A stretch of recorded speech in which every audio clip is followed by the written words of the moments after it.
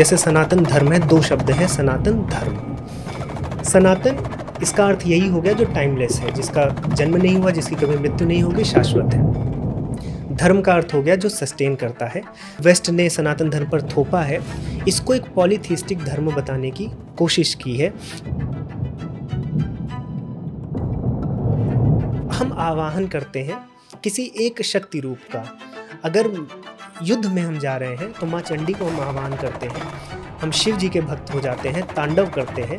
लेकिन जब हमें शिक्षा में जाना होता है तो हम सरस्वती जी की पूजा करते हैं। लेकिन सरस्वती जी चंडी, माँ चंडी से और शिव जी से अलग नहीं है, वो एक ही शक्ति है। आजकल बहुत चल रहा है ये, आई am spiritual but not religious. आप उन लोगों को क्या बोले? देखिए, ये तो वही बात हो गई है कि विराट कोहली ये बोले कि मुझे दुनिया का सर्वश्रेष्ठ बैट्समैन बनना है, लेकिन मैं प्रैक्टिस नहीं करूँगा। यही तो बात हुई। स्पिरिचुअल कैसे हो गए आप केवल पढ़ के?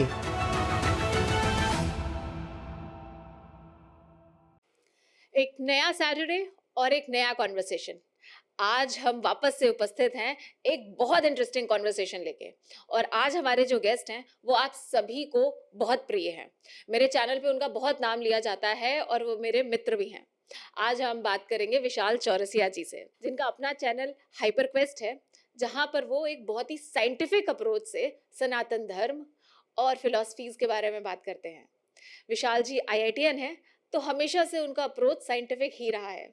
चलिए, बहुत ढेर सारी बातें करेंगे हम विशाल जी से।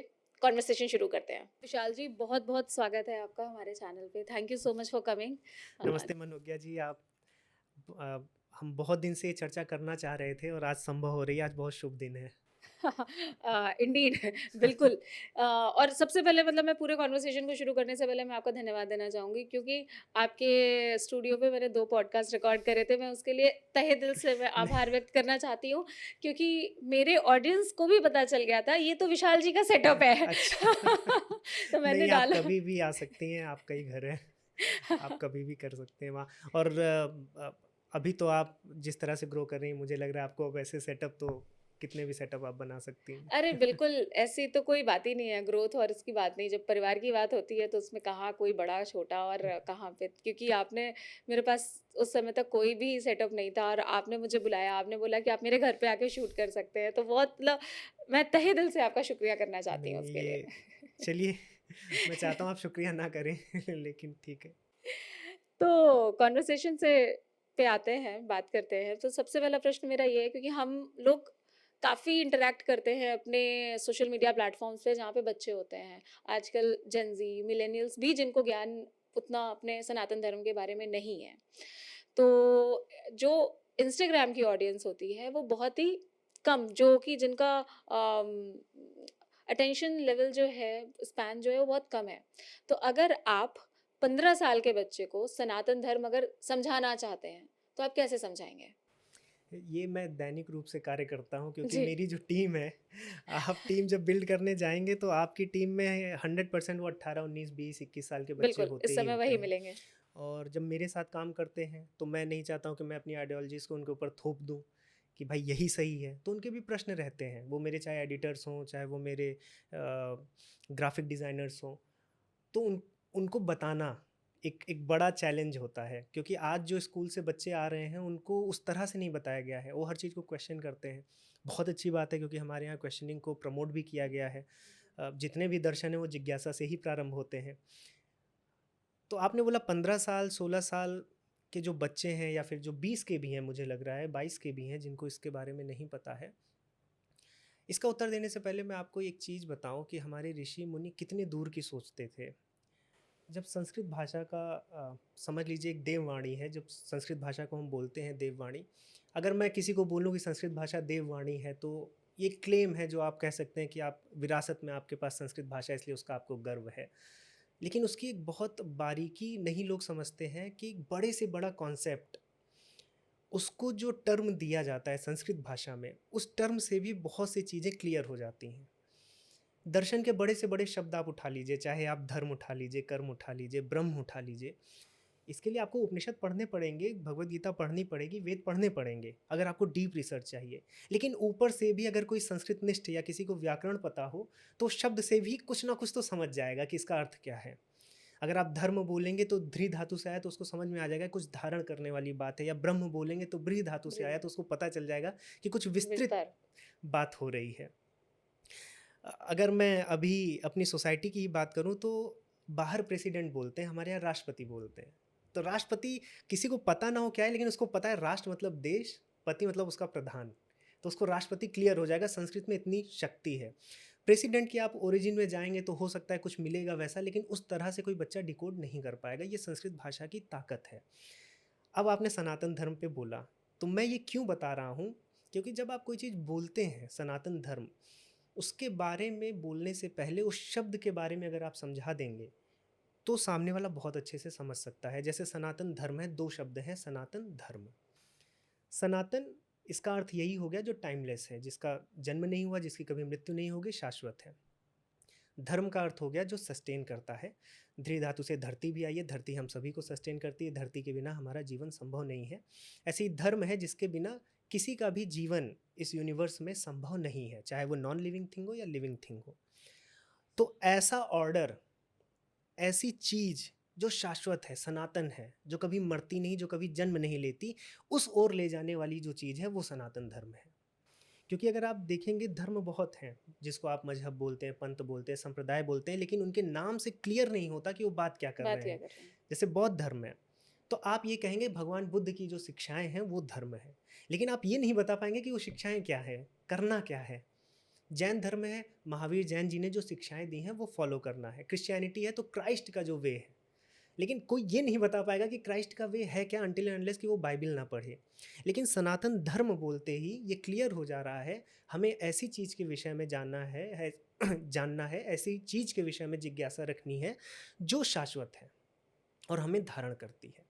तो ये दो बात अगर समझ गए बच्चे, तो उनको समझ में आ जाएगा कि सनातन धर्म क्या है। उनको ये दिखाने की आवश्यकता नहीं कि ये मूर्ति है, यहाँ पर ऐसी पूजा करनी है। अब 15 साल का बच्चा है, 16 साल का बच्चा है, उसको अगर ये समझाना है कि शाश्वत प्रक्रिया क्या है इस यूनिवर्स की, उसको मैं कुछ एग्जांपल्स दूंगा।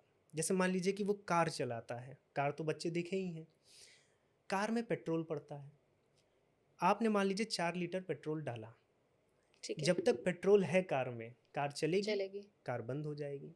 ये एक साधारण सी प्रक्रिया है, इसमें जन्म हुआ पेट्रोल का, एक तरह से आपने कार में डाला, उसका एक एक्शन है, उसकी मृत्यु हुई, कार रुक गई। ये एक छोटी प्रक्रिया है, लेकिन इसमें शाश्वत क्या है, इसमें सनातन क्या है, अगर आप इसको समझ गए तो आप समझ जाएंगे कि सनातन धर्म क्या है। इसमें शाश्वत ये है कि जो वो पेट्रोल था, वो पेट्रोल बना कैसे होगा, पहले इसको समझते हैं। तो आज से करोड़ों साल पहले कुछ वृक्ष थे, कुछ घास थी, कुछ लकड़ी थी, वो जब सतही चीज़ें हुई तो उसमें वो दब गई, फिर करोड़ों वर्ष वो प्रेशराइज्ड हुई, फिर बिना ऑक्सीजन की प्रेजेंस में वो दबते दबते प्रेशर में वो क्रूड ऑयल बदल गया। अब वो क्रूड ऑयल है क्या है, अगर उसको आप समझे तो क्रूड ऑयल क्या है, वो मैटर और एनर्जी है। मैटर क्या है, हाइड्रोकार्बन, आपके कार्बन के उसमें एटम्स हैं, मॉलिक्यूल्स हैं, उसमें आपके हाइड्रोजन है, और उसके अलावा उसमें क्या है, एनर्जी है जो उसको बाइंड कर रही है। वो एनर्जी क्या है, वो एनर्जी सन ने दी थी उस पेड़ को, वही चीज़ तो है वो। और जब आप उससे पेट्रोल बनाते हैं और गाड़ी में डालते हैं तो मैटर क्या होता है, वो मैटर ब्रेक हो जाता है, वो एनर्जी रिलीज करता है, वो मैकेनिकल एनर्जी में बदल जाती कन्वर्ट है, होती कार है। आपकी चल जाती है, मैटर एग्जॉस्ट से निकल जाता है, वातावरण में जाता है, वातावरण में फिर वो पेड़ ले लेता है, फिर वो पेड़ कभी करोड़ों साल में जाएगा। तो पेट्रोल जो है ये एक साइकिल है, ये शाश्वत प्रक्रिया है, यही सनातन धर्म है। और इस शाश्वत प्रक्रिया में जब आप देखेंगे तो कांस्टेंट क्या है, कांस्टेंट एनर्जी है जो सन से मिल रही है। तो एक छोटी एनोलॉजी हम अगर लें कि पृथ्वी पर कुछ भी हो रहा है, उस शाश्वत प्रक्रिया में सन उसको सस्टेन कर रहा है। सस्टेन। इसी एनोलॉजी को अगर हम बड़ा कर दें कि यूनिवर्स में जो कुछ भी हो रहा है उसको जो सस्टेन कर रहा है वो ईश्वर है, वो एक कॉस्मिक ऑर्डर है। मैं नहीं कह रहा हूँ कि वो आप साकार रूप के विष्णु कहें, वो आप साकार रूप के शिव कहें, वो कोई ईश्वर है, वो कॉस्मिक ऑर्डर है। उस कॉस्मिक ऑर्डर की जो बात करें वो सनातन धर्म है। सॉरी, इसीलिए शायद इटर्नल वे बोला गया है कि इटर्नल वे बोला किसी गया और है, धर्म के लिए किसी नहीं और बोल। धर्म का। इसलिए जब आपकी बुद्धि संकीर्ण होगी, जब हम्म। आपकी बुद्धि छोटी चीज़ें देखेगी हम्म। तो जन्म मरण देखेगी, पेट्रोल का जन्म होना, पेट्रोल का मरण होना। लेकिन जब शाश्वत में आ जाएगी तो आपको दिखेगा कि कैसे एनर्जी जो है वो ट्रांसफ़र हो रही है। तो मुझे ऐसा लगता है कि जब जो भारत में जिस तरीके से लोगों को समझाया जाता है, तो वो जो शाश्वत वे है, जो एक बड़ा वो उसका जो छोटा वर्जन तक, जो आपने जैसे अभी एग्जांपल दिया कार का, पेट्रोल का, इस पूरी साइकिल का, इसीलिए जब हम लोगों को समझाने जा रहे होते हैं तो उसके बहुत ही छोटे छोटे एग्जांपल्स देते हैं, छोटी छोटी जो हमारे यहाँ मान्यताएं भी मान ली जाती हैं, उसके पीछे कहीं ना कहीं एक बहुत बड़ा व्यापक सत्य होता है, जो कि संकीर्ण मानसिकता, मानसिकता नहीं, बुद्धि, मतलब जिसको अभी समझने की शक्ति ही नहीं है, पर उसको भी समझाना है, तो उसको उसी ढंग में और उसी तरह से समझाना पड़ेगा जिस तरह से उस बुद्धि वाले व्यक्ति को समझ में आएगा। तो इसलिए उसके इतने वेरिएशंस हो जाते हैं, जिसके पीछे कहीं न कहीं एक साइंटिफिक, वो बड़ा एक व्यापक सत्य होता है, और वो नीचे तक पहुँचते-पहुँचते वो कई फ़ॉर्म ले लेता है, कई कथाओं का, कई मान्यताओं का, जो दादी-नानी, घर वाले लोग भी बोलते हैं। अब वही बात हुई है, मुझे इतनी बड़ी शाश्वत प्रक्रिया को समझाने के लिए कहानी लेनी ही पड़ी। वही, पेट्रोल डालना ही पड़ा, गाड़ी चलानी ही पड़ी, तभी मैं समझा पाया कि कैसे वो जो पेट्रोल बन रहा है और जो मैटर एनर्जी का जो इंटर रिलेशन है, जो को रिलेशन है, वो कितना शाश्वत प्रक्रिया है। उसके लिए सन कितना, कुछ भी हो रहा है इस सौरमंडल में, उसके लिए सन ही रीज़न है, वो कॉज है। ऐसे ही कुछ भी जो इस यूनिवर्स में हो रहा है, उसके पीछे एक कॉस्मिक ऑर्डर है और उसको लोगों ने पहचाना है। उसको हमने धर्म कहा है। चाइना में उसको टाओइज़्म में टाओ कहा जाता है। ग्रीक में उसको लोगोस कहा गया है। तो ये चीज़ें जब आप 15 साल 16 साल के बच्चों को उनके तरीके में समझाएंगे, ना कि उनको ये दिखाएंगे कि नहीं ये मूर्ति है, आपको सुबह उठना है, यहाँ पर पूजा करनी है, उसके पीछे की भी जो शाश्वत प्रक्रिया है वो भी समझानी पड़ेगी। But first you have to start with उनकी टेक्स्ट बुक से, कि जो बिल्कुल, टेक्स्ट बुक में वो पढ़ रहे हैं उससे सनातन धर्म को आप कैसे जोड़ सकते हैं। और जोड़ना ज़बरदस्ती नहीं है, कैसे दिखा दिखा सकते हैं कि सकते हैं। सनातन धर्म है क्या। ये बहुत इंपॉर्टेंट हो जाता है और मुझे लग रहा है बच्चों को ऐसे ही जब आप बताएंगे तब वो समझेंगे कि फ़िलॉसफ़ी क्या है। जब एक एक बार आप फ़िलॉसफ़ी समझ जाते हैं, उस पर जो आप रिलीजन बिल्ड करते हैं, जो आप प्रैक्टिसेस बिल्ड करते हैं, जो आप रिचुअल्स बिल्ड करते हैं, उस पर श्रद्धा और बढ़ती है। और वो ऑर्गेनिक होता है, उसके वो लिए आप लोगों ऑर्गेनिक को होता है। ज़बरदस्ती नहीं करना पड़ता है। अगर मैं तो पूजा की बात भी करती हूँ, तो हमारे घरों में पूजा क्यों बोला जाता है कि पूजा करना या भगवान के सामने बैठना इतना इम्पोर्टेंट है। अगर मैं बहुत ही ज़्यादा इसके पीछे बहुत ज़्यादा दिमाग ना भी लगाऊँ, तो मुझे सबसे सबसे सीधा-सीधा एंगल ये दिखता है कि आप वहाँ पे बैठ के कुछ समय तो ध्यान करोगे। जब आप बात करो, जब आप आँख बंद करोगे, आप एक तरफ अपना माइंड कॉन्सन्ट्रेट करोगे, तो क्या होगा? फ़ोकस करोगे तो क्या होगा? आप मेडिटेट कर रहे मेडिट होगे उस वक़्त। क्योंकि मेडिटेशन के लिए तो वैसे भी आपके वैसे पास भी समय नहीं है। एग्ज़ैक्टली, आपको उस समय बैठना ही पड़ेगा, जब ये, क्योंकि आपको बता दिया गया है कि भगवान के सामने हाथ जोड़ के बैठना है 15 मिनट। 15 मिनट आप मेडिटेट करोगे, क्योंकि आपके पास समय नहीं है। तो अब आप उसको मेडिटेशन बोल लो या फिर भगवान की पूजा बोल लो। मुझे ऐसा लगता है कि कहीं न कहीं ये हाँ, एक ही चीज़ है। और इसके लिए अलग-अलग मार्ग भी बताए गए हैं। अगर आपको पूजा में ऐसे एक मन में वो आता है कि ये तो मूर्ति है, पत्थर है, मेरा सुनेगा या नहीं सुनेगा, तो आप बैठ के वहाँ पढ़ाई कर लो। आप भगवद गीता पढ़ लो, अगर पढ़ लो। उसमें अगर हाँ, नहीं है तो आप शांति से बैठ जाओ। वो आपका स्वास्थ्य का संवर्धन करेगा ही करेगा। एग्ज़ैक्टली। तो इसमें बहुत ज़्यादा इस तरह से, और अगर आप मूर्ति की भी आप बात करेंगे तो उसमें भी जो शाश्वत एक सत्य है वो भी आपको पता चलेगा कि कण-कण में अगर भगवान है, तो हम मूर्ति में भी, मूर्ति भगवान नहीं है, मूर्ति के द्वारा हम भगवान तक पहुँच रहे हैं। हमारा विश्वास जो है और वो उससे जो एनर्जाइज़ चीज़ें हो रही हैं, वो उसके माध्यम से हम माध्यम से हम बड़े पहुँच रहे सत्य की हैं, तरफ पहुँच रहे हैं, जो पहुँच कि रहे हैं, हमारे अंदर ही है। अंदर ही है। तो आपको क्या लगता है कि ये जो सारा जितना भी आजकल की जनरेशन में जो कन्फ्यूजन है, कहीं न कहीं वेस्ट से आया है ये कन्फ्यूजन? तो आजकल के जो बच्चे जो अपने सनातन धर्म को, मतलब खुद को हिंदू या सनातनी बोलने में भी थोड़ा संशय रखते हैं, थोड़ा कंफ्यूज्ड रहते हैं, तो वेस्ट की ऐसी कौन सी चीजें हैं जिससे सबसे ज्यादा बुरी तरीके से प्रभाव पड़ा है हमारे सनातन धर्म आप में? तो ऐसे, ये इस पर तो पूरा पॉडकास्ट हो सकता बिल्कुल पूरा है पॉडकास्ट हो सकता कि है। वेस्ट ने ऐसा क्या किया है सनातन धर्म के। क्योंकि आप देखिए उनकी किसी भी बुक में, आप फिलॉसफी की बेस्ट से बेस्ट बुक उठा लीजिए, कभी सनातन धर्म की चर्चा ही नहीं है। चर्चा उस तरह से नहीं होती है। दो ठीक है, उन्होंने भी जो काम किया होगा उसमें डेफिनेटली, बट वो ईस्ट की बात करेंगे तो बुद्धिज़्म तक ही सीमित बिल्कुल रहते हैं, बिल्कुल वो बिल्कुल। सनातन धर्म की फिलॉसफीज पर इतना काम नहीं करते हैं। वेस्ट, मैं दोनों चीज़ मानता हूँ। कुछ चीज़ें ईर्ष्यावश भी हुई हैं, जो मुझे लगता है जो ब्रिटिश मिशनरीज़ या जो क्रिश्चियन मिशनरीज़ भारत में आए और जो यहाँ पर प्रभुत्व स्थापित करने के लिए, अपनी आइडियोलॉजी को वो ऊपर रखने के लिए, या तो ईर्ष्यावश उन्होंने गलत व्याख्याएं की हैं, या तो उनको इस धर्म की जो नुआंसेस हैं उसके लिए वो रेडी नहीं थे, तो वो व्याख्याएं गलत हो गई। दूसरा, या तो जो उनकी पद्धति है चीज़ों को समझने की वो बहुत डिफरेंट है वेस्ट में, तो वो समझ नहीं पा रहे हैं। तो मैं कह रहा हूँ वो इनोसेंटली भी गलतियाँ किए हैं और जानबूझकर भी किए हैं। जैसे इनोसेंटली की मैं बात बताऊँ, तो वेस्ट एक बहुत इंपॉर्टेंट है जो मैं बच्चों को भी बताना चाहता हूँ कि बहुत बार बोला जाता है कि हमारे यहाँ बहुत देवी देवता हैं, और वो जब देखो तो इनका त्यौहार आएगा तो इनको मनाने लगेंगे, उनका त्यौहार आएगा तो उनको मनाने लगेंगे, कभी गणेश जी की पूजा करेंगे कभी, और इस चीज़ का मजाक लगातार दूसरे धर्म या दूसरे मजहब पंथ उठाते रहे हैं, उड़ाते रहे हैं।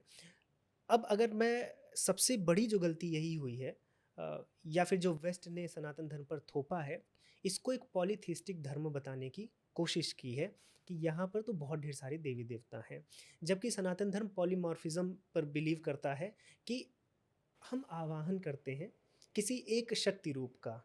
अगर युद्ध में हम जा रहे हैं तो माँ चंडी को हम आह्वान करते हैं, हम शिव जी के भक्त हो जाते हैं, तांडव करते हैं। लेकिन जब हमें शिक्षा में जाना होता है तो हम सरस्वती जी की पूजा करते हैं, लेकिन सरस्वती जी चंडी, माँ चंडी से और शिव जी से अलग अलग नहीं है, नहीं वो है, एक ही शक्ति है, बिल्कुल वो पराशक्ति एक ही एक शक्ति ही है। है। ये बात शायद वेस्ट ने गलत तरह से इंटरप्रेट की है या जानबूझ के सबको अलग अलग बताने का प्रयास किया है। इसके पीछे जो मेरा रीज़न मुझे लगता है वो ये है कि उन्होंने जो ग्रीक मैथोलॉजी पढ़ी है, जो ग्रीक गॉड्स पढ़े हैं, चूँकि वहाँ पर अलग-अलग गॉड्स थे, चाहे वो अपोलो हों, चाहे वो हेरा हों, एथना हो, तो उनको लगा कि सेम कॉन्सेप्ट ये सनातन धर्म का भी है कि इनके पास भी हनुमान जी हैं और इनके पास भी श्री राम, विष्णु और अलग-अलग तरह के देवता हैं। तो हो सकता है कि चूँकि उनका जो डायरेक्ट कनेक्शन था ग्रीक्स के साथ, वही जो उनकी आइडियोलॉजी थी, वही उन्होंने सनातन धर्म या हिंदू पैंथियन में थोप दी। जबकि उनको ये, अगर वो पढ़ेंगे, किसी भी पुराण को आप उठा लीजिए, मैं कह रहा हूँ आप चाहे शिव पुराण उठाएं, चाहे आप देवी भगवती पुराण उठाएं, चाहे आप शाक्त, शैव, वैष्णव कोई भी पुराण आप उठा लें, कितनी भी बात वहाँ पर साकार रूप की हो, लेकिन एक ना एक श्लोक आपको जरूर मिलेगा जहाँ पर ये बताया जाएगा कि विष्णु निराकार है, जहाँ पर ये बताया जाएगा कि ये जो शक्ति है निराकार है, ये वही पराशक्ति है, ये वही ब्रह्म है, पर ब्रह्म है। जहाँ अगर आपकी बात की जाएगी शिव जी की, तो बताया जाएगा कि ये शिव वही परब्रह्म। जब सब परब्रह्म पर जा रहे हैं और सब कह रहे हैं कि जो देवता है वो परब्रह्म है, इसका मतलब ये पॉलीमॉर्फिज्म है कि एक चीज़ को हम अलग अलग रूप में अपनी प्रवृत्ति के हिसाब से देख रहे हैं। अब जैसे मैं हूँ, मैं श्री राम जी से ज़्यादा कनेक्ट कर पाता हूँ क्योंकि मुझे मर्यादित जीना बहुत पसंद है। कोई कूटनीति में है, कोई राजनीति में है, वो कृष्ण जी से हो सकता है ज़्यादा इन्फ्लुएंस होता हो।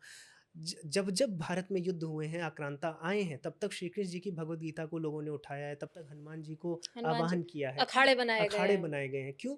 ऐसा नहीं है कि ईश्वर बदल गए, ईश्वर की जो प्रवृत्ति उस समय मुझे चाहिए, क्योंकि मेरे स्वभाव में जो आए, ईश्वर कैसे आएगा आपके अंदर? ऐसा नहीं कि ईश्वर, आप प्रार्थना करते रहें और फिर ईश्वर आ जाएंगे और आगे आपकी तरफ प्रकट से हो लड़ गए और लेंगे, ऐसा बिल्कुल नहीं होने बिल्कुल वाला। बिल्कुल। ईश्वर पृथ्वी पर एक ही मार्ग से आ सकते हैं, वो किसी माता के गर्भ से ही आ सकते हैं, क्योंकि यहाँ पर भी आपको मनुष्य रूप में आना ही पड़ेगा, तो गर्भ से आना ही पड़ेगा, वो किसी मनुष्य के शरीर में ही रहेंगे, तो ईश्वर आपके थ्रू आते हैं। तो जब आप ये विश्वास करोगे कि ईश्वर मेरे अंदर है और मैं करके दिखाऊंगा, तो ईश्वर आपकी सहायता करते हैं, ना कि ये कि ईश्वर करेगा। इसलिए जब छत्रपति शिवाजी महाराज ने बीड़ा उठाया कि मुझे लड़ना है, तो ये नहीं कहा उन्होंने कि ईश्वर आइए बचाइए, उन्होंने कहा मैं करूँगा। तब उनके अंदर माता आई और फिर वो तलवार उठाकर लड़ते हैं। तो ये आपके अंदर आना चाहिए कि ईश्वर अगर आएगा तो आपके थ्रू आएगा, आपको उठना पड़ेगा, आपको करना पड़ेगा। जब आप दिखाओगे कि मैं कर सकता हूँ, तब ईश्वर आपकी सहायता करेगा। आप ये सोचोगे ईश्वर करेगा, मैं प्रेयर करते रहूँ, मैं दिन भर पाठ करते रहूँ, वो नहीं, उससे नहीं होगा। तो पाठ करने, प्रेयर करने का ये है कि हम करेंगे। जब कर्ता भाव आप लाएंगे उस चीज़ में, क्योंकि लोग बोलते हैं कि कर्ता भाव से मुक्त होना है, लेकिन अगर आप जीवन यहाँ जी रहे हैं और इस जीवन में युद्ध तो आप परमार्थिक लेवल पे लड़ेंगे नहीं, व्यवहार में ही लड़ेंगे। तो जब आप व्यवहार में लड़ेंगे तो आपको कर्ता भाव लेना पड़ेगा, और जब आप कर्ता भाव लेकर अपने लिए नहीं एक समाज के लिए लड़ेंगे तो ईश्वर आपके अंदर आएंगे, और आए हैं। हमने देखा है कि कैसी प्रवृत्ति के लोग हमारे बीच में, हमारी महान विभूतियों के अंदर आए हैं कि जिनकी आज पूजा हम ईश्वर के ही समकक्ष करते हैं। चाहे वो छत्रपति संभाजी महाराज हों, चाहे छत्रपति शिवाजी हों, चाहे महाराणा प्रताप हों, भगवान राम हों, श्री कृष्ण हों, ये सब मानव ही तो थे, उत्कृष्ट मानव थे जिनके अंदर ईश्वर ने वास किया है, ईश्वरत्व आ गया था उनके ईश्वरत्व आ अंदर। गया। क्योंकि उन्होंने ये नहीं कहा कि मेरी जो व्यथा है, जो मेरी करुणा है या जो मेरा दुख है, वो ईश्वर आकर सॉल्व करेगा। उन्होंने कहा नहीं, मैं करूँगा। उन्होंने भी ऐसा नहीं है कि वो कठिनाइयों से नहीं गुजरे या फिर उन्होंने कर्म नहीं हाँ, करे, उन्होंने कृष्ण जी ने तो पूरा कर्म पे ही वही कर्म पे ही किया उन्होंने कर्म पे ही तो। कर अ, अभी ऐसी रील्स तो हम लोग देख ही लेते हैं जिसमें वो बोलते हैं कि भाई मैं भगवान होकर कर्म कर रहा हूँ, तो तुम क्या हाँ, हो? तो तुम क्या हो? एग्ज़ैक्टली। और मुझे ऐसा लगता है कि लाइफ़ के हर फ़ेज़ेज़ में अगर आप बचपन से लेके मृत्युशैया तक जाने तक की भी बात करें, तो बहुत सारे फ़ेज़ेज़ आते हैं। किसी फ़ेज़ में आप शंकर जी को मान रहे होते हैं, किसी फ़ेज़ में आप हनुमान जी से रिलेट कर रहे होते हैं। तो ये हमारी जिस आपने बोला ना जैसे हमारी अलग-अलग तरीके के लेंसेज़ और चश्मे लगाते हैं, उस तरीके से हमारी भक्ति और हमारा विश्वास होता है। लाइफ़ के फ़ेज़ेज़ में भी अलग-अलग लोगों पे भरोसा, विश्वास, भक्ति होती है। पर आपने जैसे अभी बोला कि पाठ ऐसे आप बराबर पाठ करते रहेंगे, उससे भी कुछ नहीं होगा, आप ही को करना पड़ेगा कि उसमें जैसे अगरबत्ती जला देते हैं, लोग ऐसा कर लेते हैं। तो ये कहीं न कहीं पार्ट ऑफ रिचुअल्स हैं, जो पार्ट ऑफ प्रोसेस हैं। तो आपको क्या लगता है कि ये ज़रूरी है या नहीं है? ये जितना भी कर्म कांड होते हैं, उसकी बात कर रही हूँ मैं। रिचुअल्स मैंने पहले भी शायद किसी पॉडकास्ट में बात की है। रिचुअल्स, आप इंसान को, मनुष्य को रिचुअल से अलग रख ही नहीं सकते, क्योंकि कोई भी जो एब्स्ट्रैक्ट कॉन्सेप्ट है जो आपके दिमाग में है, मित्रता मान लीजिए, ठीक है। आपके दिमाग में फ्रेंडशिप की कोई डेफिनेशन तो होगी। हुँ, अब आप किसी को फ्रेंड बनाते हैं, लेकिन आप उससे कभी मिलते ही नहीं हैं, ना आप उसके साथ कुछ सेलिब्रेट करते हैं, तो ये मित्रता मैत्री क्या है? ये तो बस एक कॉन्सेप्ट रह गया ना। तो बिना रिचुअल के कि भाई हम संडे को मिलेंगे, संडे संडे मिलेंगे, या बिना किसी रूटीन के कोई भी चीज़ सक्सेसफुल व्यावहारिक जगत में तो नहीं हो सकती।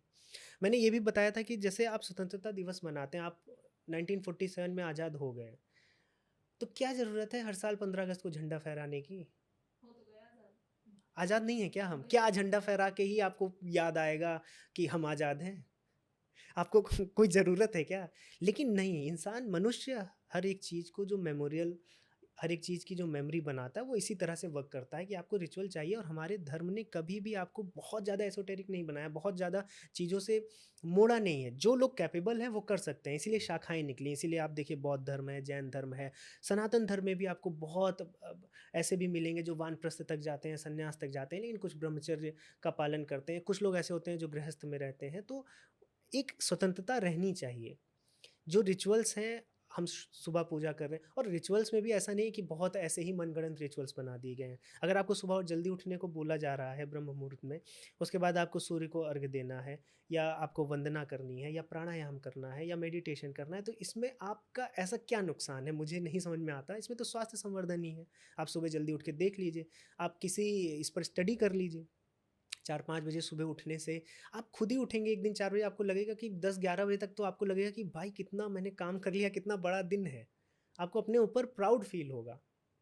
आप जब सूर्य भगवान को अर्घ्य देते हैं, तो सूर्य भगवान के सामने तो आए आप। हम कितने दिन एसी में रहते हैं, आज हमारे साथ कितनी चीज़ें होती हैं, विटामिन सबको डी की कमी विटामिन डी हो की जाती कमी है, होती सबको है। कमी है। घुटने दर्द होते हैं, ये होता है, वो। तो जो रिचुअल्स भी हो रहे हैं, हाँ, मैं मानता हूँ कि धीरे-धीरे अ, हमेशा ऋषि मुनियों ने गाइड नहीं किया है। सब बहुत से असामाजिक तत्व आ जाते हैं जो अपने अंधविश्वास वगैरह आगे रखते हैं। आप उनको हटा, इतने तो आप पढ़े लिखे हैं ही, जिसका आप स्वॉट एनालिसिस कर सकते हैं। आप देख सकते हैं इसमें क्या मेरा फ़ायदा है, क्या नहीं। अगर आपको फ़ायदा भी देखना है, तो आप देखिए मेडिटेशन का फ़ायदा है कि नहीं है, आप करके देख लीजिए।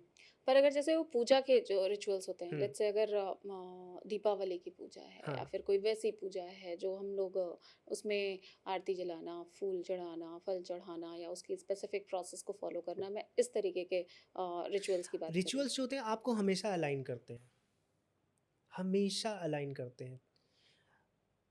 आपने एक गोल लिया, मैं फिर से उसी बात को कर रहा हूँ, आपको आईएएस बनना है।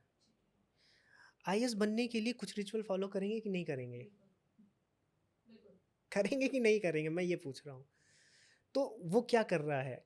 वो आपको अलाइन ही कर रहा है। मैं कह रहा हूँ स्टडी के अलावा भी आप बहुत कुछ करते हैं कि मेरी मैं आप 2 लोगों को बोलेंगे मुझसे भाई लड़ना नहीं, मेरी अभी पढ़ाई चल रही। मुझे फालतू चीज़ों में पढ़ना नहीं है। मुझे शांत रहना है। मुझे अकेला रूम चाहिए, मैं किसी के साथ रूम नहीं शेयर करूँगा। मुझे ये कॉपी चाहिए, ये किताब चाहिए, मुझे इतने समय पढ़ना है। मुझे अपनी हेल्थ का ध्यान रखना है। ये चीज़ें करनी है मुझे, जो एक आईएएस बनने के लिए होती हैं। ये तो टेस्टेड है ना, ओवर द पीरियड लोगों ने बताया ना भाई ये चीज़ करने से आप आईएएस बनते हो। तो एक रिचुअल में आए कि नहीं आए, वो रिचुअल आपको अलाइन ही करते हैं। तो क्या होता है कि जनमानस में हर व्यक्ति में इतनी ताकत नहीं है कि वो एब्स्ट्रैक्ट कॉन्सेप्ट को इतने अच्छे से समझकर डायरेक्ट चेतना को जागृत कर सके। तो जब आप घंटी बजाते हैं तो आप वहाँ पर आते हैं। जब आप ईश्वर के समकक्ष जाते हैं वो भाव पैदा होते हैं। मैं ये नहीं कह रहा हूँ कि वो भाव ही आपके आध्यात्म है, लेकिन वो भाव आपको उस आध्यात्म की तरफ ले जाते हैं।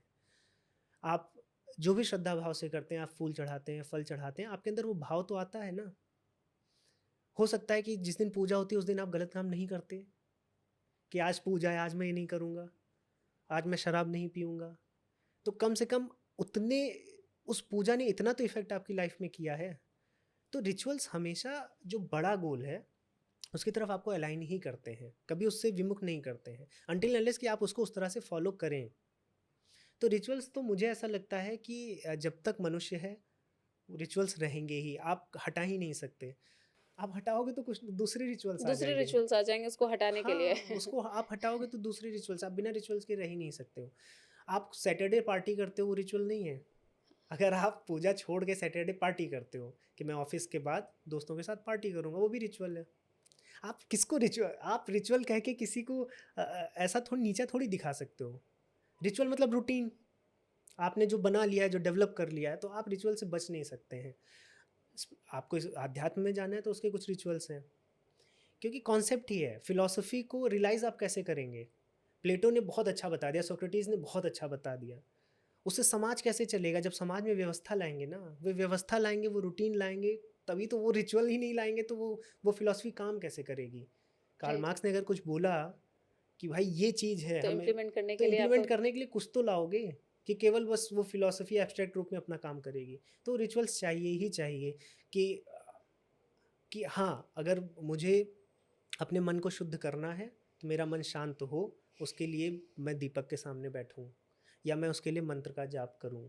ये लगातार ऋषि मुनियों ने बोला है, और आपको कभी भी कहीं ऐसा नहीं, कर्ब नहीं किया है कि आपको यही करना है। और कहीं भी ये भी आप देख लीजिए, सनातन धर्म के किसी भी ग्रंथ में नहीं लिखा है अगर आप इस ग्रंथ को नहीं पढ़ेंगे तो नरक जाएंगे। ये हमेशा तो है। यही लिखा है कि इस ग्रंथ को पढ़ेंगे तो फायदा होगा। निगेटिव बात कभी नहीं करते कि ये पूजा नहीं करेंगे तो खराब होगा, या ये ग्रंथ नहीं पढ़ेंगे तो खराब होगा। ये पूजा करेंगे तो फायदा होगा, ये ग्रंथ पढ़ेंगे तो फायदा होगा। हमेशा वो लाभ पे बात करते हैं, हानि पे बात करते नहीं। पर मुझे ऐसा लगता है कि over the period of time ये चीज़ें कुछ बदली हैं, क्योंकि मैं अगर कुछ कथाएं पढ़ती हूँ, किसी व्रत कथा की तो बात मैंने पढ़ी थी। उसमें नीचे लिखा था, जब कथा खत्म होती है, कि जो महिला इसको सही से नहीं करती है वो अगले जन्म में ये बनती है, उसका पति के साथ नहीं ऐसा हो देखिए, जाता है। सही नहीं करती है वो। देखिए कथाओं पे तो मैं मतलब इतना मुझे ऐसा लगता है कि वो कहीं न कहीं वो इतना डराने का उन कथाओं में मैंने जो पढ़ा, मैं कई बार वो नीचे कैसे करना है, कैसे नहीं करना है को छोड़ देती हूँ। क्योंकि आई हैव दैट अंडरस्टैंडिंग कि ये मुझे करना है और ये किस तरफ लेके जा रहा है, और this is just the path, और ये सारी चीज़ें मुझे सहयोग कर रही हैं उस तरफ जाने के लिए।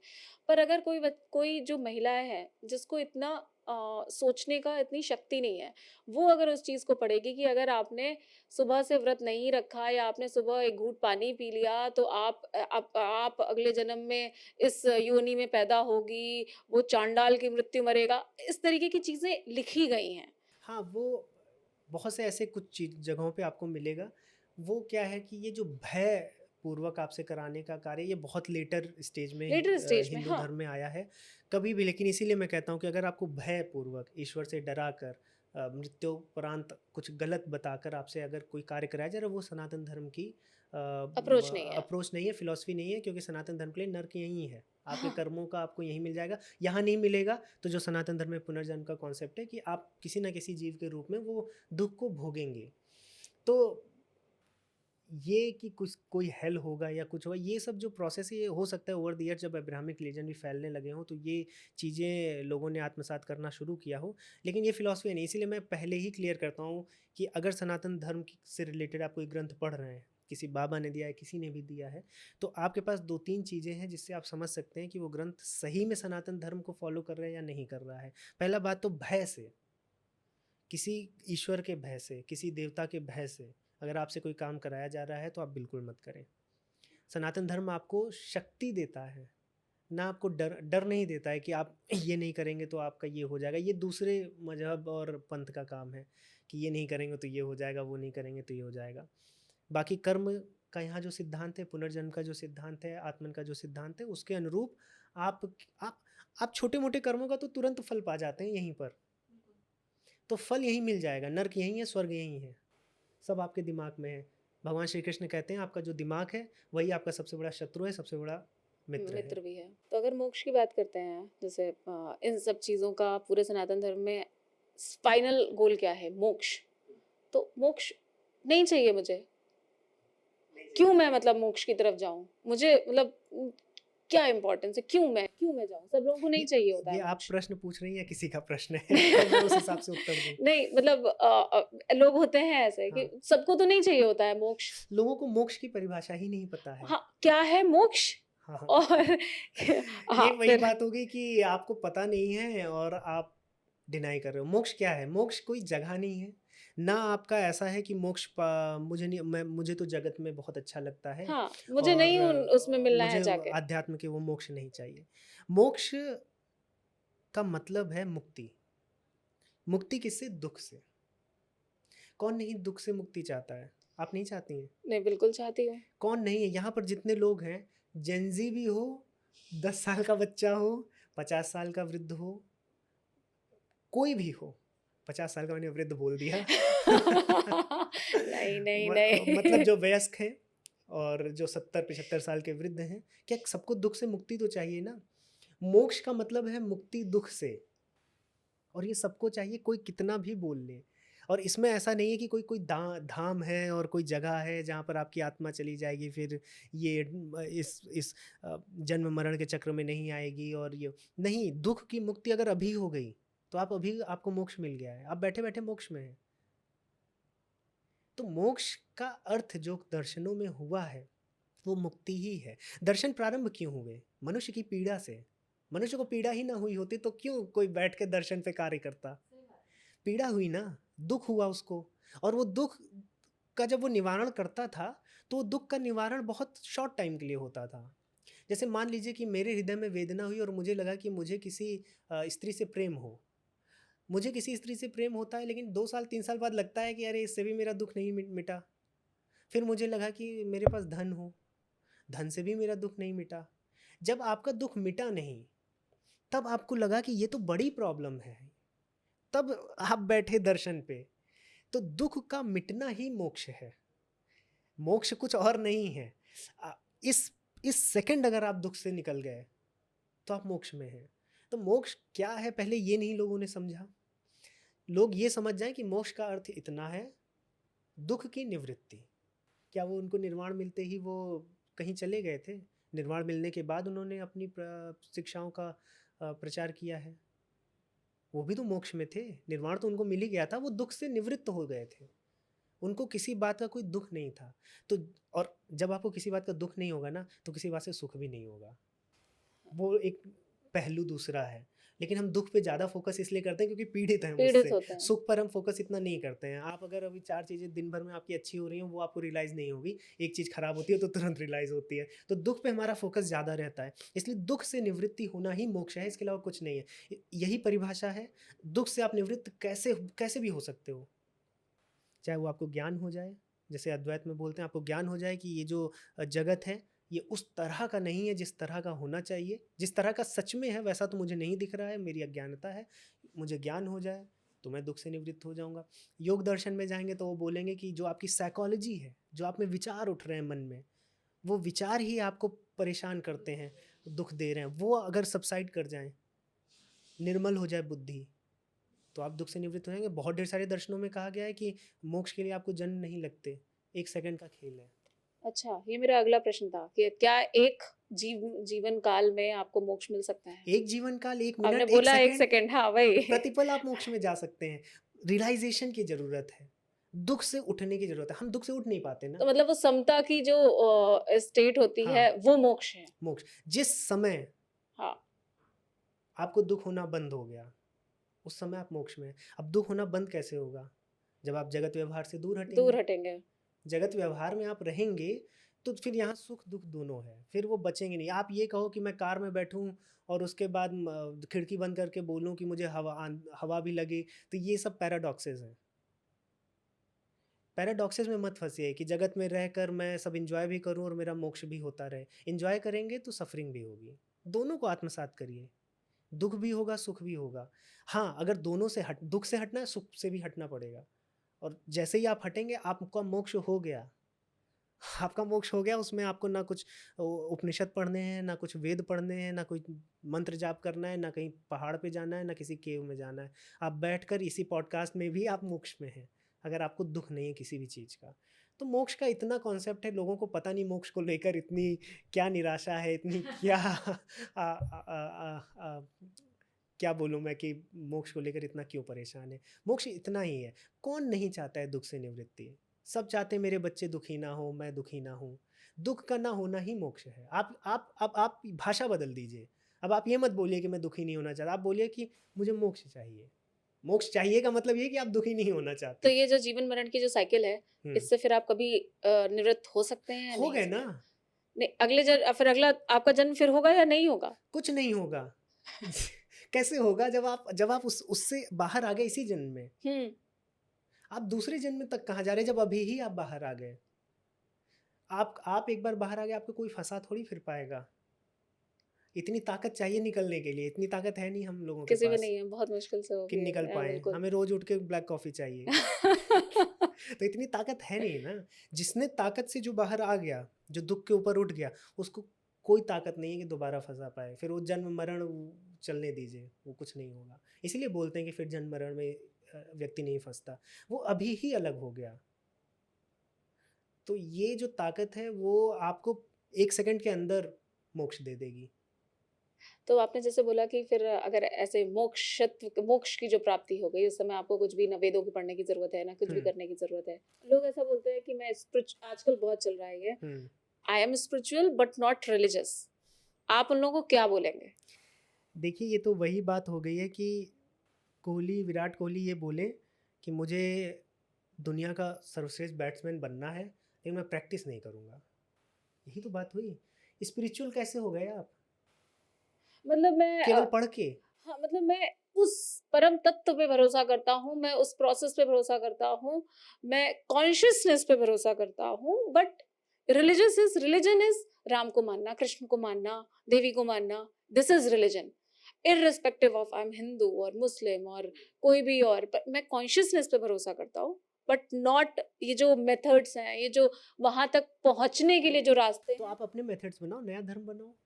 देखिए, इसमें महर्षि पतंजलि जी ने बोला है, अभ्यास वैराग्याभ्याम तत् निरोधा। मन के जो मैले विचार हैं, जो मन आपको परेशान करता है और ईश्वर तक नहीं लगता है, ईश्वर तक जाना है, तो अभ्यास और वैराग्य दो चीज़ों उनका होता तो वैराग्य बोल देते ना।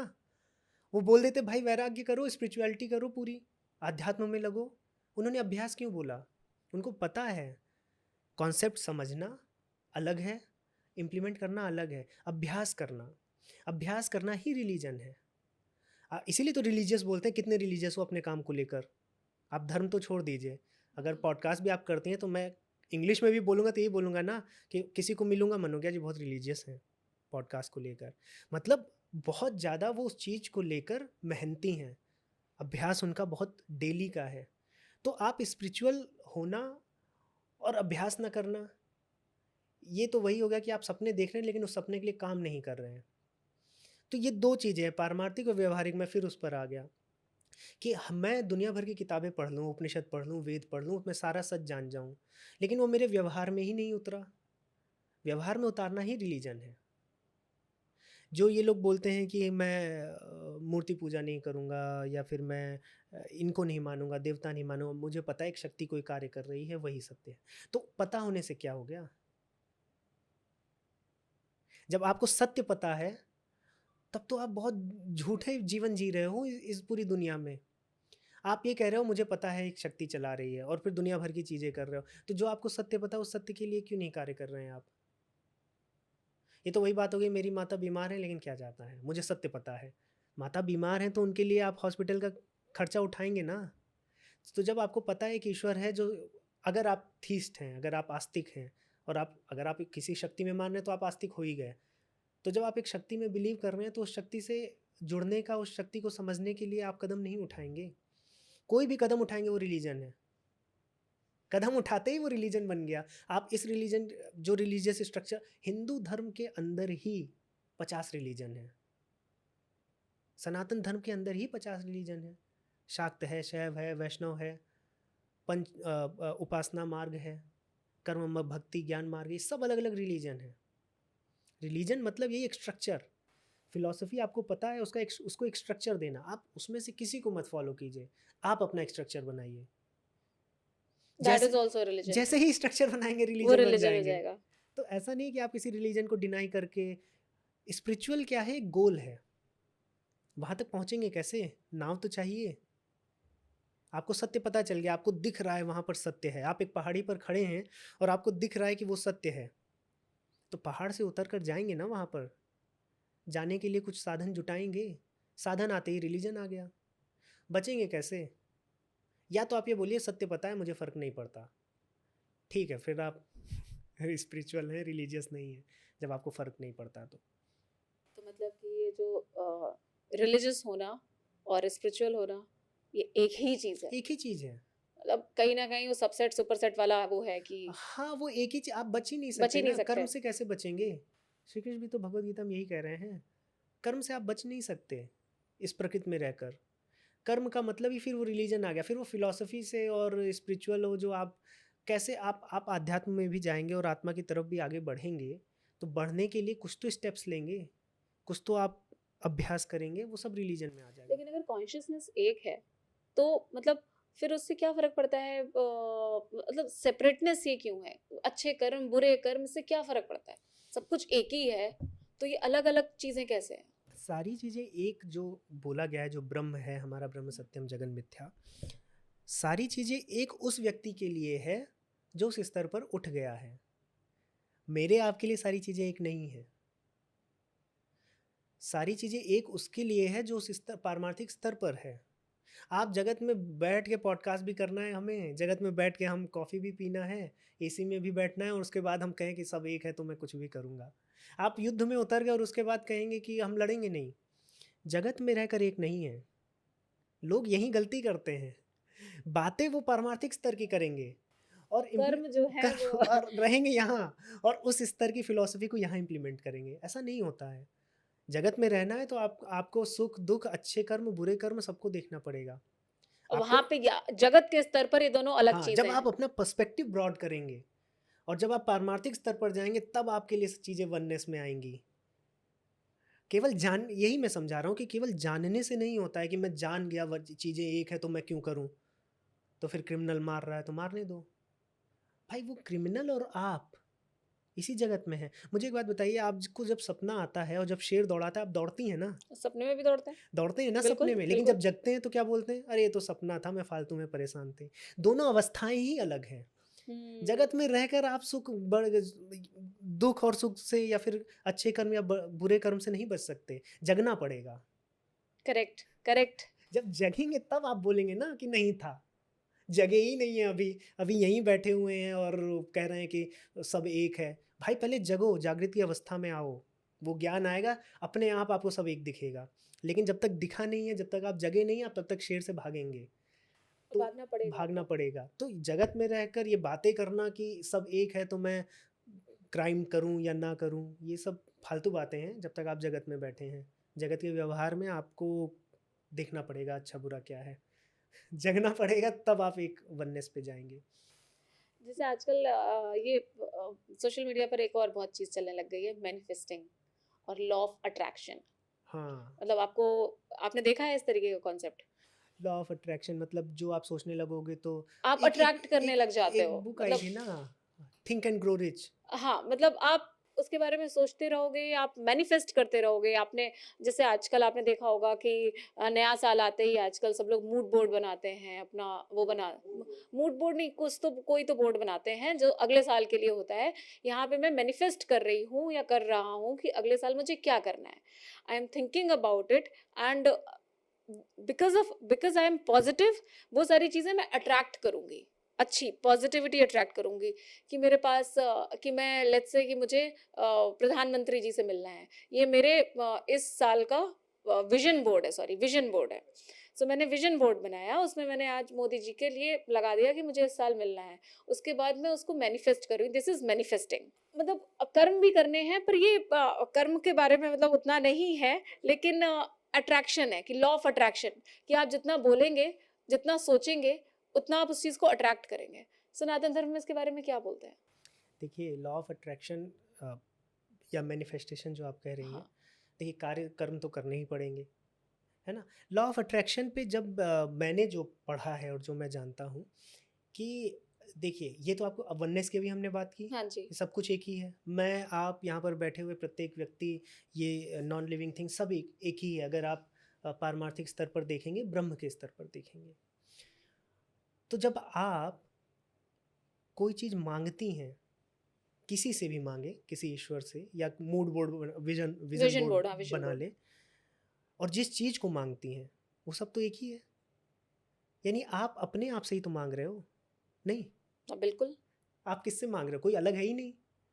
तो जब आप कोई सपना देखते हो कि मुझे प्रधानमंत्री मोदी से मिलना है, या मुझे सोल्जर बनना है, या मुझे बड़ा क्रिकेटर बनना है, हे ईश्वर मुझे कर दो, या फिर किसी पत्थर से, या किसी भी तरह का रिचुअल करके जो आप मैनिफेस्टेशन करते हैं, अल्टीमेटली आप अपने आप को जगा रहे हैं बस। अब वो फेल हो जाएगा अगर आप कार्य नहीं करेंगे। वननेस पर आप देखिए, मैं आपको अ, उपनिषद की तरफ ले जाता हूँ। छांदोग्य उपनिषद में पढ़ रहा था, तो ओम इति एतत् अक्षरम उद्गीतम उपासीत। ओम एक, ओम पर पूरी चर्चा वहाँ पर की गई है। वहाँ पर बोला गया कि ब्रह्म को तो हम नहीं समझ सकते, क्योंकि ब्रह्म हमारी इंद्रियों के परे है। लेकिन यदि ब्रह्म का कभी आवाहन करना हो, तो हम ओम के माध्यम से करते हैं। और जब ओम की उपासना की जाए, उपासित, जब उसका उद्गान किया जाए, उद्गीत किया जाए, तो हमें ऐसा लगना चाहिए कि हम ब्रह्म की ही उपासना कर रहे हैं। और ब्रह्म की उपासना मतलब हम सबकी उपासना कर रहे हैं। तो जो हम प्रे कर रहे हैं, वो हम वननेस में कर रहे हैं। यानी कि हम जब किसी के लिए प्रे कर रहे हैं, या अपने लिए भी प्रे कर रहे हैं, और जिससे भी मांग रहे हैं, वो सब एक ही है। तो कुल मिला के हम अपने आप से ही बात कर रहे हैं। ओम से जन्म होता है स्पेस का, क्योंकि ओम ही वो शक्ति है, ब्रह्म है, जो इस जगत में परिणित होती है। चाहे जितना भाग परिणित होता है, वो अलग अलग दर्शन में अलग अलग है। स्पेस से जन्म लेता है वायु, वायु से अग्नि, अग्नि से जल, जल से पृथ्वी, पृथ्वी पे जीवन। जो जीवन में सबसे उत्कृष्ट जीवन किसका है? मनुष्य का। क्योंकि मनुष्य पशु से बेहतर है, और मनुष्य और पशु में ये अंतर है कि मनुष्य बोल सकता है, व्यक्त कर सकता है, वो चेतना का स्तर है। और बोलने में भी सबसे अच्छा क्या बोल सकता है? तो हमारे उपनिषदों में माना गया कि बोलने में भी सबसे अच्छा वो वेद बोल सकता है, ओम बोल सकता है। वापस ओम पे आ गए, ओम से शुरू किए थे। तो ओम क्या है? ये पूरी जो वननेस है, ऐसे है, ओम से सब कुछ जन्म लेता है, और जो अंत में जन्म लेता है वो ओम ही का उद्गान करता है। तो इसके बीच में जितने लोग हैं वो सब एक हैं। इसके बीच में आप किसी से भी आह्वान कीजिए, किसी भी चीज़ को पाने के लिए, वो चीज़ भी आप ही हो, जिससे आप मांग रहे हो वो भी आप ही हो, वो विजन बोर्ड भी आप ही हो। तो सब आप कुल मिला के अपने से ही मांग रहे हो, आप अपने आप को ही जगा रहे हो। बहुत से बच्चे इसमें पूछते हैं, जो साइंस पढ़े रहते हैं, कि भाई स्पेस से कैसे वायु आ गई, वायु से कैसे अग्नि आ गई, अग्नि से कैसे जल, जल से पृथ्वी, पृथ्वी पे जीवन, इसको आप समझाइए, ये तो बस कॉन्सेप्ट है, ऐसे बोल दिया गया। मैं किसी से पूछूं जीवन के लिए क्या चाहिए, तो जीवन के लिए पहली बात तो पृथ्वी चाहिए, जहाँ एटमॉस्फेयर हो, जहाँ पे चीज़ें हों। हुँ। अगर आज साइंटिस्ट दूसरी प्लेनेट को ढूंढने जाए, और वहाँ पर जीवन को तलाशने जाए, तो उसका फर्स्ट स्टेप क्या होता है? उसका फर्स्ट स्टेप ये होता है कि उस प्लेनेट पे पानी है कि नहीं है। नहीं है, बिल्कुल मार्स पे वही कर रहे हैं। हर जगह पहला स्टेप यही होता है। अगर हमें पानी पानी के मिल जाए, ट्रेसेस मिल गए, तो हम कह सकते हैं कि वहाँ जीवन पर संभव है। जीवन संभव है। तो जीवन का आधार क्या हुआ? जल। जल। यानी कि वो प्लेनेट पृथ्वी बन सकता है, इसका आधार क्या है? जल। तो जल से पृथ्वी का जन्म हुआ कि नहीं हुआ? अब सारी जितनी भी सभ्यताएँ डेवलप हुई हैं, वो सब नदी के नदी। अक्रॉस है। तो जल से ही क्यों? क्योंकि जल एक ऐसा यूनिवर्सल सॉल्वेंट है, जिसके हुँ, अंदर जीवन के लिए जितनी भी रिक्वायर्ड रिएक्शंस हैं वो हो हो सकती हैं। सकते हैं। चाहे वो डीएनए आरएनए का बनना हो, मेटाबॉलिज्म हो, चाहे बैक्टीरिया की ग्रोथ हो, कुछ भी हो, उसके लिए जल आवश्यक है। तो बिल्कुल। जल जीवन को देता है, ये जल किसी प्लेनेट को पृथ्वी बनाता है। जल में वो ये जो पोटेंशियल है रिएक्शन का, अगर ये ना हो तो जल होगा क्या? नहीं। तो ये जो पोटेंशियल है, ये अग्नि तत्व है, कि उसके अंदर ये पोटेंशियल है कि ये रिएक्शंस हो सकती हैं। उसमें वो आयंस हैं कि इस रिएक्शन को वो करा सकते हैं, डीएनए आरएनए बन सकता है, वहाँ पर जीव रह सकते हैं, ये अग्नि तत्व है। और ये चीज़ होने के लिए जो जल में तत्व है, जो जल में एटम्स हैं, जो जल में मॉलिक्यूल्स हैं, उनमें गति होती है, इलेक्ट्रॉन्स हैं, प्रोटॉन्स हैं, जो उनमें बहुत गति होती है। तो ये जो गति होती है, ये वायु तत्व है। अगर गति नहीं होगी तो रिएक्शन कैसे होगी? तो वायु से अग्नि, गति से पोटेंशियल आया, तो अग्नि, और जब पोटेंशियल आता है तो उससे जीवन बनता है, तो उससे पृथ्वी आई। तो वायु से अग्नि, अग्नि से जल, जल से पृथ्वी। और ये वायु जो गति हो रही है स्पेस में ही तो होगी, उसके लिए कुछ तो सबस्ट्रेटम चाहिए, कुछ तो एनर्जी फील्ड चाहिए। और स्पेस का अल्टीमेट अगर कोई चीज़ है तो उसका तो कोई कॉज होगा, वो कॉज ओम हमने माना है। और वो ओम ऐसे व्यक्ति को पैदा करता है अंत में जो ओम बोल पाए। अब लोग ये कह सकते हैं कि क्या इसमें एविडेंस है कि वो ओम ही है? तो मैं कह रहा हूँ तुम उसको मछली बोलो, तुम कुछ भी बोलो, मनुष्य उसको बोल लेगा ना। ओम मत बोलो, लेकिन ओम बोला गया तो ओम बोल। तो ये जो वननेस है, इस वननेस में आप किसी भी स्टेज पर कुछ भी किसी से मांगते हैं, कुछ भी विज़न बनाते हैं, कोई भी ड्रीम बनाते हैं, वो सब आप ही हो। आपको एस्ट्रोनॉट बनना है, आप ऑलरेडी एस्ट्रोनॉट हो, बस आप उस चीज़ को जगा रहे हो और एक्सप्रेस कर रहे हो उस जगत में। मतलब कि अगर मैंने एक्सप्रेस करा, मैं मल्टीपल टाइम एक्सप्रेस कर रही हूँ, मैं मान लीजिए कर्म भी कर रही हूँ, तो क्या यूनिवर्स पूरा हमें सपोर्ट करने लग जाता है उस तरफ जाने आप के ही लिए? यूनिवर्स हो ना। करेक्ट। यूनिवर्स अलग नहीं है ना। अलग नहीं है, mind, that is oneness. Mindset की दिक्कत है। हम्म। जब लोग, वो शाहरुख खान का डायलॉग है ना कि जब आप में इतनी शिद्दत से शिद्दत हो तो चाहो तो पूरी पूरा कायनात युगनाथ लग आपको जाती। पूरी कायनात लगा आप आप हो। हो। आपकी इच्छाओं की इतनी शक्ति है क्योंकि पूरी कायनात आप हो, बस आप संकुचित भाव से जी रहे हो। यही कश्मीर सेविज्म है। जितना संकुचित भाव से आप जियोगे उतना लिमिटेड आप फील करोगे, उतना आप एक गांव में एक एक एक घर में रहोगे। वैज्ञानिक की चेतना का स्तर कहाँ तक चला जाता है? वैज्ञानिक की चेतना का स्तर वहाँ तक जाता है जहाँ तक ऑब्जर्वेबल यूनिवर्स है। तो उसकी चेतना का स्तर बढ़ा ना, तो वो संकुचित माइंडसेट के ऊपर आगे आया ना। तो हम क्या है, हम जितने संकुचित में रहेंगे हमें उतना छोटा महसूस होगा, उतना कमज़ोर महसूस होगा, उतना हम डरेंगे। जैसे जैसे हमारी चेतना का विस्तार होता है, और चेतना का विस्तार होता है, ऐसा कुछ नहीं है कि नहीं होता है, आपके अंदर चेतना का विस्तार हो सकता है। ये कश्मीर सेविज्म का प्रॉपर फिलॉसफी है। चेतना का इस विस्तार जैसे जैसे होता है वैसे वैसे आपके शरीर का भी विस्तार होता है। तो चेतना का विस्तार मतलब कहीं ना कहीं अध्ययन से होता है। चीज़ों को समझना, वही अध्ययन, चीजों को जो समझना, जो शाश्वत एनालाइज प्रक्रिया करना। की बात की गई ना, हम्म। कि जैसे आप पेट्रोल तक सीमित रहेंगे हम्म। तो चेतना पेट्रोल तक है। पेट्रोल तक है। लेकिन जब आप पेट्रोल की जर्नी देखेंगे तो आपकी चेतना का विस्तार विस्तार हुआ, हुआ। आप में वो ज्ञान का विस्तार हुआ। आप जब पर्सपेक्टिव आप बढ़ाते जाते हैं तो आपका शरीर का आकार भी बढ़ता है, आपकी पहुंच बढ़ती है। और जब आपकी चेतना बढ़ते बढ़ते शिव हो जाती है ना, तो आपका शरीर ब्रह्मांड हो जाता है। ये फिलॉसफी कश्मीर सेविज्म की है। तो यूनिवर्स ही आप हो। इसलिए बोला, इसीलिए बोला जाता है कि सपने हमेशा बड़े देखो। ये भले किसी ग्रंथ से नहीं आ रहा है, लेकिन ये जिस भी महापुरुष ने टेस्ट किया है उसने पाया है कि आपके अंदर वो पूरा पोटेंशियल है। आइंस्टाइन बहुत ज़्यादा एक्सपेरिमेंट करने किसी लैब में नहीं गए, थॉट एक्सपेरिमेंट से ही उन्होंने बहुत बहुत बड़ी बड़ी चीज़ें प्रेडिक्ट कर दी, जो उनके 30-40 साल बाद लोगों ने एक्सपेरिमेंटल रिजल्ट्स लाए हैं। थॉट सब आपके दिमाग में है, ये पूरा दिमाग यूनिवर्स है। इसको रियलाइज करना, इसको ग्रो करना, इसको बड़ा करना ही जो है वो शाश्वत प्रक्रिया है, वही सनातन धर्म है। अपनी संकुचित चेतना को विस्तृत कर देना, शिव चेतना बना देना।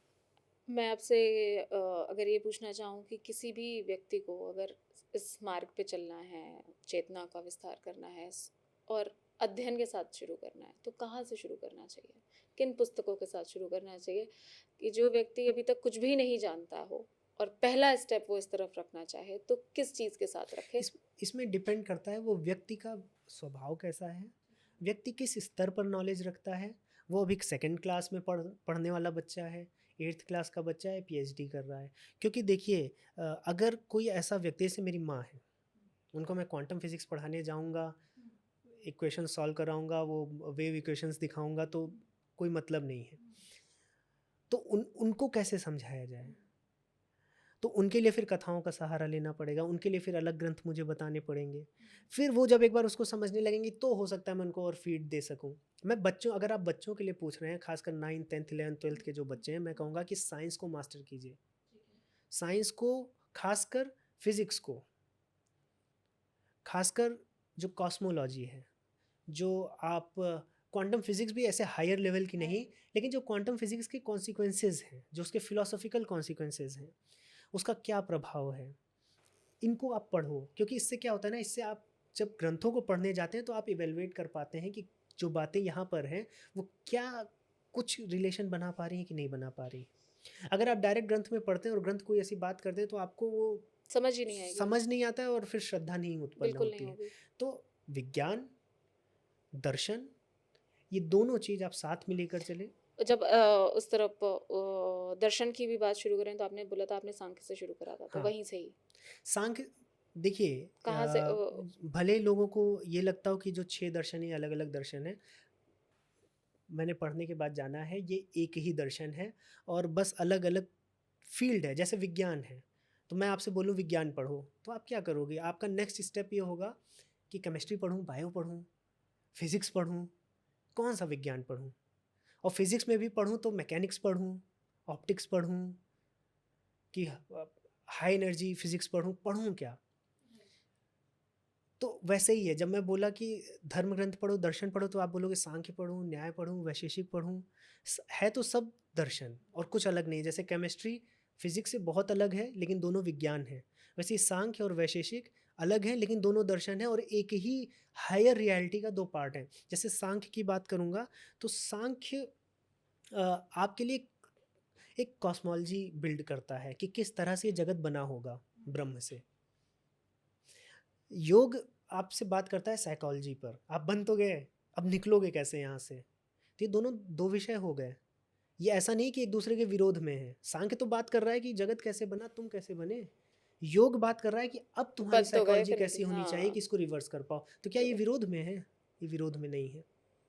वेदांत फिजिकल एस्पेक्ट पे बात ही नहीं कर रहा है, वो परमार्थ पे बात कर रहा है। वो कह रहा है कि हम स्पिरिचुअल एस्पेक्ट पे बात करेंगे।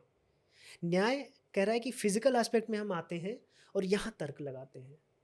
वैशेषिक कह रहा है कि फिजिकल बाउंड्रीज को हम में आते हैं और इसको सूक्ष्मतम स्तर पर जानेंगे। कॉस्मोलॉजी तो सांख्य से आ रही है। सांख्य पंचभूतों में इतना नहीं घुसता है, वो तो बस बता देता है कि पंचभूत बनते हैं। वैशेषिक का काम है कि पंचभूत में क्या होता है।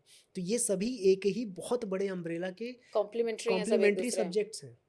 तो ऐसा नहीं कि हम सांख्य पढ़ें कि वैशेषिक पढ़ें। आपका इंटरेस्ट किस में, आपका साइकोलॉजी में इंटरेस्ट है आप योग दर्शन वहाँ से पढ़िए, शुरू आपका करिए। कॉस्मोलॉजी में इंटरेस्ट है आप सांख्य दर्शन पढ़िए, आपका एटॉमिक फिजिक्स में एटॉमिक थ्योरी में इंटरेस्ट है वैशेषिक पढ़िए, आपका तर्क में, रीजनिंग में, जजमेंट में इंटरेस्ट है आप न्याय पढ़िए, आपका रिचुअल्स में, कर्म कांड में, यज्ञ में उसकी क्या प्रक्रिया है, क्या उसका रेलेवेंस है, मीमांसा आप पढ़िए, पूर्व मीमांसा। और अगर आपको इस फिजिकल बाउंड्री के बाहर जाना है, एक कॉमन सोर्स के बारे में पढ़ना है, ब्रह्म को समझना है, तो आप वेदांत में आइए। तो इंटरेस्ट क्या है, या ऐसा कोई सीक्वेंस है नहीं इसमें। और अगर आपको लगता है कि मुझे इंटरेस्ट भी नहीं पता है तो आप भगवद गीता पहले पढ़िए। उससे अच्छा ग्रंथ क्या है, सारे उपनिषदों का सार है, सारे दर्शन का सार है।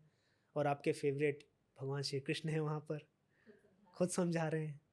तो एंडलेस है, आपका क्या इंटरेस्ट है, आपको क्या मज़ा आता है, आपको पढ़ना है, उसको जीवन में उतारना है। और ब्रिलियंट आपको मैं चाहता हूँ कि जो जेंजी हिंदूज़ हैं वो इतने स्मार्ट हिंदूज़ बने और इतने कैपेबल कि पूरी दुनिया बोले कि यार हिंदूज़ क्या होते हैं। जैसे ज्यूस के बारे में बोला जाता है कि आइंस्टाइन न्यूटन को देख के जब बोला जाता है कि भाई ज्यूस करते क्या हैं, और ये हिंदूज़ के लिए बोला जाता था कि इन्होंने क्या कर दिया है, कि इनको देख के पूरी दुनिया। अभी मैंने पॉडकास्ट किया था सुधांशु जी के साथ, तो उन्होंने तो पूरा बताया ही। मैं फिर वही बताऊं कि कैसे यहाँ से चीज़ें ट्रैवल की हैं, सब प्रमाण ट्रैवल किए हैं। ऐसा नहीं कि केवल ये हमें गर्व है कि हमने सब कुछ दिया है, सब प्रमाण चीज़ें ट्रैवल की हैं। वो क्यों बंद हो गई, हमारे बच्चे क्यों अब नई इनोवेशन नहीं कर रहे? इसलिए नहीं कर रहे हैं क्योंकि उन्हें रूट्स नहीं पता है। नई इनोवेशन के लिए आपके अपने रूट्स होने चाहिए। आप दूसरों को कॉपी करके नई इनोवेशन नहीं कर सकते। आप ये सोचे कि हम यूएस, यूके और यूरोप, जर्मनी, जापान की कॉपी करेंगे और हम बहुत तगड़ा इनोवेशन कर देंगे, कुछ नहीं होगा। आपको भारतीय रूट में आना पड़ेगा, तब नई चीज़ निकलेगी।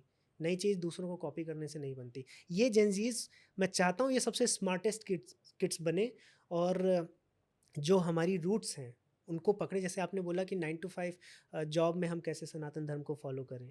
हमारे ऋषि मुनियों ने पहले ही कर दिया था कि जो गृहस्थ है वो कैसे करेगा।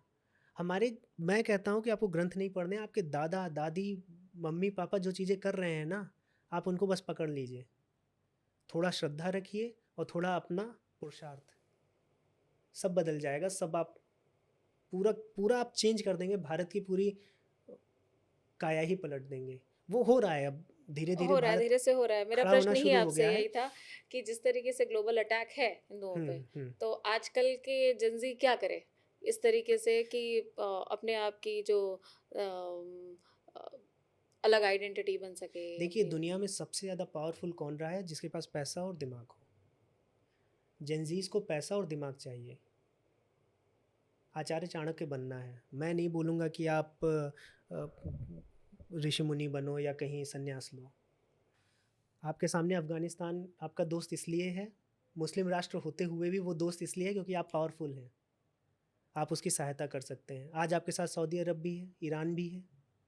आपकी दुश्मनी, आप ऐसा बोलते हैं ना, क्यों? आइडियोलॉजिकल डिफरेंसेस होते हुए भी दोस्त क्यों है ये? इसीलिए ना, क्योंकि आपके पास ताकत है। पैसा और ताकत, दो चीज़, इनसे घृणा मत करिए। आचार्य चाणक्य बनिए। आपके पास पैसा होगा, आपके पास ताकत होगी, दुनिया की कोई ताकत आपको झुका नहीं सकती। और वो आएगा, आपके फिलोसफिकल फाउंडेशन बहुत स्ट्रांग होनी चाहिए।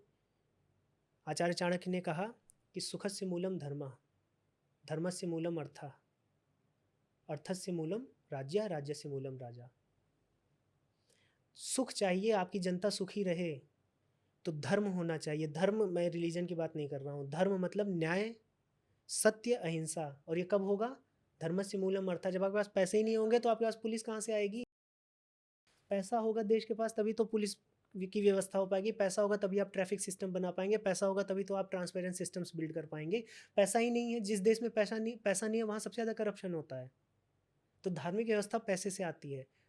मैं जेनजीज को बोलूँगा, अथाह अमीर बनो और अथाह पावरफुल बनो, तब जाके आप इस्टेब्लिश कर पाओगे चीज़ें। ये फालतू की बातें हैं। दूसरी, जब आपके पास पैसा होगा, ताकत होगी, आप धार्मिक व्यवस्था ला पाओगे। और पैसा ताकत होने के बाद जब आप छोड़ते हो तो वो स्वैग अलग होता है। जब भारत बोले कि मैं नेपाल पे हमला नहीं करूँगा, तब भारत का स्वैग है कि यार हम हैं शेर, लेकिन नेपाल पर हम हमला नहीं करेंगे।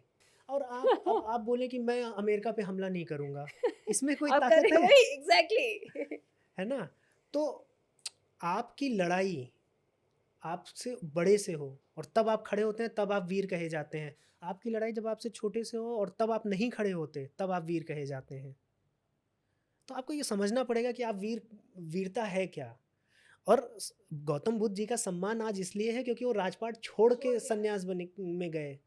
गौतम बुद्ध जी गरीब होते तो कौन उनकी सुनता? कोई राजा सुनता उनकी? लेकिन राजाओं ने देखा कि यार एक दूसरा राजा जीवन को समझने के लिए संन्यास धारण कर लिया, तब गौतम बुद्ध जी को आज याद किया जाता है।